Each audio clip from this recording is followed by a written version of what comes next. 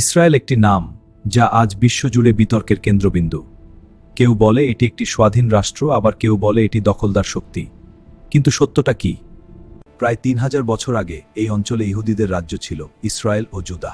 কিন্তু পরে রোমান সাম্রাজ্য এই অঞ্চল দখল করে নেয় এবং ইহুদিরা ছড়িয়ে পড়ে পৃথিবীর বিভিন্ন প্রান্তে। এরপর শত শত বছর এই অঞ্চল মুসলিম শাসনের অধীনে ছিল।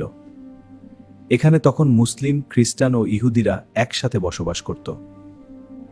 প্রথম বিশ্বযুদ্ধের পর ব্রিটেন এই অঞ্চলের নিয়ন্ত্রণ নেয়।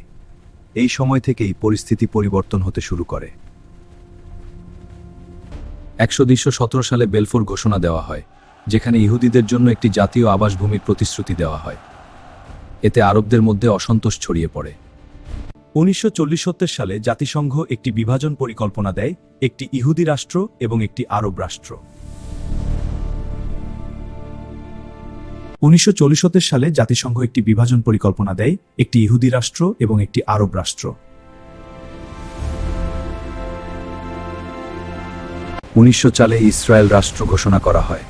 এর পরপরই শুরু হয় ভয়াবহ যুদ্ধ।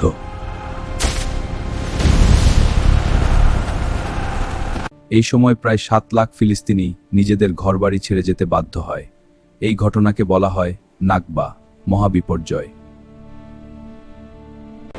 আজও এই সংঘাত শেষ হয়নি।